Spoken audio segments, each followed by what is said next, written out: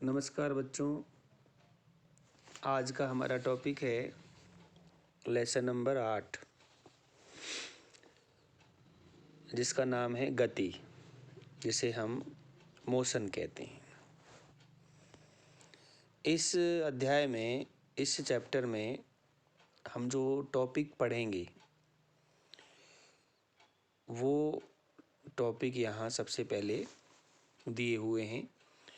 जैसे सबसे पहले हम पढ़ेंगे कि विराम अवस्था और गतिशील अवस्था में क्या अंतर है, अर्थात विराम अर्थात स्थिर वस्तु और गतिशील वस्तु में क्या अंतर है। दूसरा हम पढ़ेंगे गति के प्रकार, गति कितने प्रकार की होती है। तीसरा हम पढ़ेंगे अदिश एवं सदिश राशियाँ, अर्थात जो भौतिक राशियाँ हैं वो दो प्रकार की होती हैं, अदिश और सदिश। उसके बाद हम पढ़ेंगे इसमें दूरी और विस्थापन किसे कहते हैं। उसके बाद टॉपिक है एक समान गति और असमान गति। फिर है आपके चाल और वेग। ये टॉपिक यहाँ इस लेसन के स्टार्टिंग में यहाँ पे हमको दिए गए हैं। उसके बाद हम यहाँ पढ़ेंगे किसी गतिशील वस्तु के वेग में परिवर्तन, जिसे हम त्वरण कहते हैं। तो बाकी के जो टॉपिक हैं यहाँ पे, जैसे वेग समय ग्राफ ये वाला, फिर गति की 3 समीकरण, फिर वृत्ताकार गति, ये जो टॉपिक हैं ये आपके सिलेबस में नहीं है। केवल स्टार्टिंग के जो 3 सिलेबस हैं 8.1, 8.2 और 8.3, यही केवल आपके सिलेबस में है। यानी कि त्वरण तक, यहाँ तक का जो टॉपिक है, यहाँ तक का ये जो टॉपिक हैं ये आपके सिलेबस में दिए गए हैं। तो सबसे पहले हम यहाँ बात करते हैं कि विराम अवस्था में और गति की अवस्था का क्या अर्थ होता है। देखिए, जो मोशन अर्थात गति का अर्थ होता है मूवमेंट। जब कोई वस्तु गतिमान होती है तो वो गति की अवस्था में होती है, और जब कोई वस्तु स्थिर होती है तो उसे हम विराम अवस्था में कहते हैं। यानी कि रेस्ट का अर्थ है विराम अवस्था और मोशन का अर्थ होता है गतिशील अवस्था। हम अपने इर्द गिर्द बहुत सारे ऐसे एग्जाम्पल देखते हैं जिसमें बहुत सारी वस्तुएं हमें विराम अवस्था में नज़र आती हैं। जैसे इस चित्र में यहाँ ये एक रोड है, ये बिजली के खंभे हैं, ये आगे जाके मकान बने हुए हैं, ये पेड़ है, ये सब विराम अवस्था में है। अर्थात विराम अवस्था में हम इन्हें इसलिए कह रहे हैं क्योंकि यहाँ पर इन वस्तुओं में, जैसे बिजली का खंभा है, सड़क है, समय के साथ इनकी स्थिति में अर्थात इनकी पोजीशन में कोई परिवर्तन नहीं हो रहा है, इसलिए ये जो वस्तुएं हैं ये विराम अवस्था में हैं। गतिशील अवस्था में क्या होता है? गतिशील अवस्था में जैसे कोई कार है, इस डायग्राम में एक कार दिखा रखी है। ये कार जो है ये गतिशील अवस्था में रहती है, अर्थात समय के साथ इसकी स्थिति में परिवर्तन होता रहता है। जैसे कि मान लीजिए ये कार यहाँ इस पोल के पास खड़ी है, कुछ देर बाद वो दूसरे पोल के पास पहुँच जाएगी, कुछ देर बाद वो तीसरे पोल के पास पहुँच जाएगी। मतलब धीरे धीरे समय के साथ उस कार की पोजीशन में अर्थात स्थिति में परिवर्तन हो रहा है, इसलिए इसे हम गतिमान अवस्था कहेंगे, अर्थात उस वस्तु की गतिशील अवस्था वो कहलाएगी। इसके अलावा गतिशील अवस्था में हम बहुत सारे पक्षियों को उड़ते हुए देखते हैं, मछलियाँ तैरती हैं, सड़कों पे मोटर गाड़ियाँ चलती हैं, ये कुछ ऐसी उदाहरण हैं जिसमें हम वस्तुओं को गतिशील अवस्था में देखते हैं। इसी प्रकार से कुछ गतियाँ अप्रत्यक्ष भी होती हैं, जैसे हवा का चलना। जब वायु चलती है तो उसके चलने का वैसे हमें पता नहीं चलता, लेकिन कब पता चलता है, जब पेड़ों की शाखाएं, पत्तियां हिलती हैं, या धूल के कण उड़ते हैं, या कोई हवा चलने के साथ कचरा उड़ता है, तो हमें पता, या कोई कपड़े सूख रहे हैं तो कपड़े हिलते हैं, तो हमें वायु के चलने का, अर्थात वायु के पवन के गतिशील होने का हमें यहाँ पे जो है वो पता चलता है। तो वस्तुएं दो प्रकार की होती हैं, विराम अवस्था में और गतिशील अवस्था में। अब हम बात करते हैं गति के प्रकारों की। गति कई प्रकार की होती है। वैसे इस लेसन में हम सरल रेखीय गति के बारे में ही पढ़ेंगे। तो सबसे पहले जो गति का प्रकार है वो है आपके सरल रेखीय गति, यानी कि सीधी रेखा में होने वाली गति को हम सरल रेखीय गति कहते हैं। अर्थात जो गति सीधी रेखा में होती है, जो है जैसे कि आपके सीधी सड़क पे चलता हुआ कोई वाहन, या मार्च पास्ट करते हुए सैनिक, सीधी रेलवे ट्रैक पे चलती हुई कोई ट्रेन, धनुष से छूटा हुआ तीर, ये सब सीधी रेखा में होने वाली गतियां हैं, इसलिए हम इन्हें सरल रेखीय गति कहते हैं। एक होती हैं वृत्ताकार गति, या जिसे हम घूर्णन गति भी कहते हैं।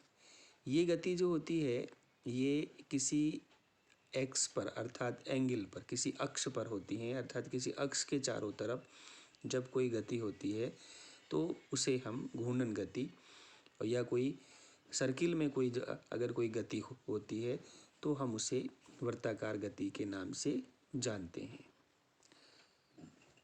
तीसरे प्रकार की जो गति है वो होती है वृत्ताकार गति। इसमें कोई भी वस्तु जब किसी वृत्ताकार पथ पर गतिशील होती है तो हम उसे वृत्ताकार गति कहते हैं। एक होती है कंपन गति।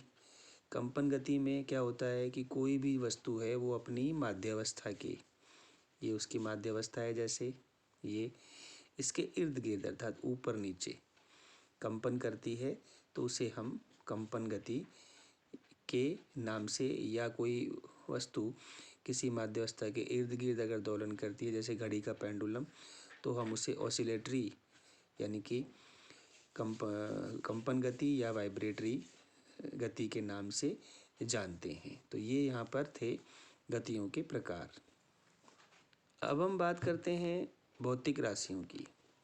भौतिक राशियाँ दो प्रकार की होती हैं, एक तो होती हैं अदिश और एक होती हैं सदिश। जैसा कि नाम से ही पता चल रहा है, अदिश राशि वे राशि होती हैं जिनमें परिमाण के साथ साथ, अर्थात जिनमें परिमाण होता है, अर्थात जिनका अंकीय मान होता है, जिनकी वैल्यू होती है, उसके साथ साथ दिशा की जानकारी का हमें पता नहीं चलता। ऐसी राशियों को हम अदिश राशि कहते हैं। जैसे कि दूरी। अब दूरी क्या है? एक अदिश राशि है जिसमें हम यहाँ पर केवल उस दूरी को व्यक्त कर रहे हैं। जैसे कोई दूरी है 5 किलोमीटर। अब इस 5 किलोमीटर में उसका अंकीय मान क्या है? 5। अब इस 5 किलोमीटर में डायरेक्शन का पता नहीं चलता, ठीक है।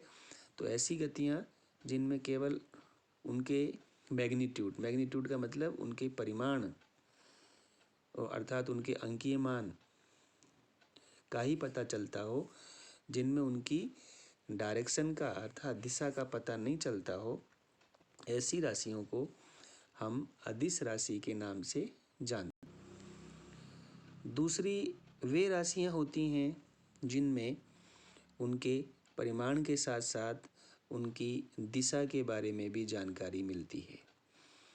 ऐसी भौतिक राशियों को हम सदिश का मतलब जिसमें दिशा की भी जानकारी प्राप्त होती हो, उन्हें हम सदिश राशियाँ कहते हैं। जैसे कि विस्थापन एक सदिश राशि है। वेग एक सदिश राशि है क्योंकि वेग में दिशा होती है, जबकि चाल एक अदिश राशि है। इसी प्रकार से आपके भार एक सदिश राशि है, लेकिन द्रव्यमान एक अदिश राशि है। तो जिनमें परिमाण के साथ साथ दिशा का भी ज्ञान होता है, ऐसी राशियों को हम यहाँ पर सदिश राशि के नाम से जानते हैं। अब हम यहाँ बात करते हैं सरल रेखीय गति की, अर्थात एक सीधी रेखा में होने वाली गति को हम सरल रेखीय गति कहते हैं। देखिए, गति जब भी होती है हमेशा किसी वस्तु के सापेक्ष होती है, निरपेक्ष गति कभी नहीं होती। अर्थात हमें किसी गति को समझने के लिए किसी आधार बिंदु या जिसे हम निर्देश बिंदु रेफरेंस पॉइंट कहते हैं, उस निर्देश बिंदु की आवश्यकता होती है। यहाँ इस सरल रेखीय गति के द्वारा हम दूरी और विस्थापन किसे कहते हैं, उसमें क्या अंतर है, वो चीज़ हमें यहाँ पर समझनी है। जैसे मान लीजिए आप कहते हैं, अक्सर हम बात करते हैं कि मैं घर से स्कूल गया। अब घर से स्कूल आने में आपने गति की, अर्थात आपकी स्थिति में समय के साथ परिवर्तन हुआ। और जब किसी वस्तु की स्थिति में समय के साथ परिवर्तन होता है तो उसे गति कहते हैं। तो आपने आधार किसको माना? अपने घर को, अर्थात घर से मैं स्कूल आया, फिर उसके बाद दोपहर में स्कूल से घर गया, तो यानी कि आप गति कर रहे हैं। अब गति के लिए हमने निर्देश बिंदु माना, तो निर्देश बिंदु या तो आपका घर है या आपका स्कूल है। या आप सड़क पे गति कर रहे हैं तो निर्देश बिंदु क्या है? सड़क के किनारे खड़ा हुआ कोई खंबा है या कोई पेड़ है या कोई मकान है। तो किसी न किसी हमें निर्देश बिंदु मानना पड़ता है। यहाँ पर हम दूरी और विस्थापन, डिस्टेंस और डिस्प्लेसमेंट को समझने के लिए चित्र 8.1 में एक एग्जाम्पल दिया हुआ है, उसके द्वारा हम यहाँ पर उसको समझेंगे। यहाँ ओ बिंदु जो है ये एक निर्देश बिंदु है, ठीक है। इस बिंदु से कोई वस्तु चलना प्रारंभ करती है, वो सरल रेखीय गति में अर्थात सीधी रेखा में, इस तरह से वो सीधी रेखा में वस्तु गतिशील है, अर्थात इस डायरेक्शन में वो गतिशील है, ठीक है। अर्थात सरल रेखीय पथ पर गतिमान है वस्तु। वस्तु अपनी गति बिंदु ओ से प्रारंभ करती है, बिंदु ओ से, यहाँ से वो अपनी गति को प्रारंभ करती है। इसलिए बिंदु ओ को हम यहाँ निर्देश बिंदु यानी कि रेफरेंस पॉइंट यहाँ पे मान रहे हैं। जब ये वस्तु गति करती है तो ये भिन्न भिन्न क्षणों में ए, बी और सी वस्तु की स्थितियों से होकर गुजरती है, अर्थात ए, बी और सी ये तीन स्थितियां हैं, यहाँ से होकर वो गुजरती है। पहले ये ओ बिंदु से चलकर सी बिंदु पर पहुँचती है, फिर ये बी बिंदु पर से गुजरती है और फिर ये ए बिंदु पर पहुँचती है। उसके बाद ये उसी पथ पर लौटती है और बी बिंदु से होते हुए बिंदु सी तक आती है, ठीक है। अर्थात ओ बिंदु से चली, सी बिंदु पर आई, बी बिंदु पर आई, ए बिंदु पर आई, उसके बाद वापस से ए बिंदु से बी बिंदु पर आती है और फिर सी बिंदु पर आके रुकती है। इस दौरान उस वस्तु के द्वारा जो दूरी तय की जाती है, अर्थात कुल तय की गई दूरी जो है वो है ओ और ए के बीच की दूरी, ठीक है। कितना है? 60 किलोमीटर। और ए से सी के बीच की दूरी वो कितना है? आपके 35 किलोमीटर, यानी कि 5, 10, 15, 20, 25, 30, 35, 5-5 किलोमीटर का डिफरेंस है, यानी कि 35 किलोमीटर। तो कुल दूरी कितनी चली उसने? 60 किलोमीटर और 35 किलोमीटर इजकल टू 95 किलोमीटर, अर्थात 95 किलोमीटर की दूरी उस वस्तु ने तय की है। यहाँ पर ये तो हुई दूरी, अर्थात किन्हीं दो बिंदुओं के बीच में किसी वस्तु द्वारा तय किए गए पथ को, किसी वस्तु द्वारा तय किए गए मार्ग को हम उस वस्तु द्वारा तय की गई दूरी कहते हैं। जैसे आप घर से स्कूल आए, 2 किलोमीटर चलकर, स्कूल से घर गए, फिर 2 किलोमीटर चले, तो आपने कुल कितनी दूरी तय की? आपने कुल 4 किलोमीटर की दूरी तय की। इसी प्रकार से जब वस्तु O बिंदु से चलकर C, B और A बिंदु पर पहुंचती है और फिर वापस A बिंदु से होती हुई B और C बिंदु पर आती है, तो इस दौरान वो कुल 95 किलोमीटर की दूरी तय करती है। तो ये तय है, तो यानी कि किन्हीं दो बिंदुओं के बीच किसी वस्तु द्वारा तय की गई पथ को या मार्ग को हम दूरी कहते हैं। दूरी का मात्रक मीटर होता है। दूरी को हम मीटर में मापते हैं, या बड़ा मात्रक किलोमीटर होता है। यह एक अदिश राशि होती है दूरी, अर्थात दूरी जो है उसमें दिशा का हमें ज्ञान नहीं होता। दूरी कभी शून्य या ऋणात्मक नहीं हो सकती, अर्थात दूरी कभी 0 नहीं होगी और वो कभी ऋणात्मक नहीं होती है। अब हम विस्थापन की बात करते हैं।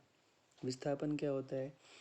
विस्थापन होता है कि किसी गतिशील वस्तु के प्रारंभिक बिंदु, मान लीजिए वो बिंदु O से चलना प्रारंभ करती है, और उसका अंतिम बिंदु जहाँ जाकर वो रुकती है, जैसे कि वो C बिंदु पे आके रुकी, तो इन दोनों के बीच की जो दूरी होगी वो उस वस्तु का विस्थापन कहलाएगी। अर्थात वस्तु की प्रारंभिक स्थिति और अंतिम स्थिति के बीच की न्यूनतम दूरी जो होती है उसे हम विस्थापन कहते हैं। इस स्थिति में वस्तु ने कुल दूरी तो तय की 60 प्लस 35 अर्थात 95, ठीक है, लेकिन उसका विस्थापन कितना है? विस्थापन उसका 25 किलोमीटर का ही है, जबकि उसके द्वारा तय की गई दूरी कितनी है? 95 किलोमीटर। तो किसी भी वस्तु की प्रारंभिक स्थिति और अंतिम स्थिति के बीच की जो न्यूनतम दूरी होती है उसे हम विस्थापन कहते हैं। इसका मात्रक भी मीटर होता है, लेकिन ये एक सदिश राशि होती है। विस्थापन जो है वो शून्य भी हो सकता है। कैसे? जैसे कि मान लीजिए आप घर से चले स्कूल के लिए, यहाँ से ये आपका घर है, आप गए स्कूल, पहुँच गए स्कूल, जितना मार्ग तय किया वो दूरी हुई। आप जो है स्कूल से वापस घर आ गए, तो आपका प्रारंभिक बिंदु भी घर था और आपका अंतिम बिंदु भी घर है। तो इस दौरान प्रारंभिक बिंदु और अंतिम बिंदु के बीच की दूरी कितनी हो गई? 0। तो आपका विस्थापन कितना हुआ? 0। लेकिन आपने दूरी कितनी की? जितनी दूर गए और आए वो आपने दूरी तय की, लेकिन विस्थापन यहाँ 0 हो गया। विस्थापन दूरी के बराबर, कम अथवा 0 भी हो सकता है, परंतु कभी भी विस्थापन दूरी से अधिक नहीं हो सकता। जैसे कोई वस्तु वृत्ताकार पथ पर गति कर रही है, अब मान लीजिए इस बिंदु से वो चलती है और फिर वापस इसी बिंदु पे आ जाती है, तो दूरी तो कितनी तय की उस वस्तु ने? 2πr के बराबर। लेकिन विस्थापन कितना हुआ? 0, क्योंकि जहाँ से चली थी वापस वहीं आ गई। तो ये होता है विस्थापन और दूरी में अंतर। तो ये था सरल रेखीय गति में विस्थापन और दूरी के बारे में जानकारी। धन्यवाद।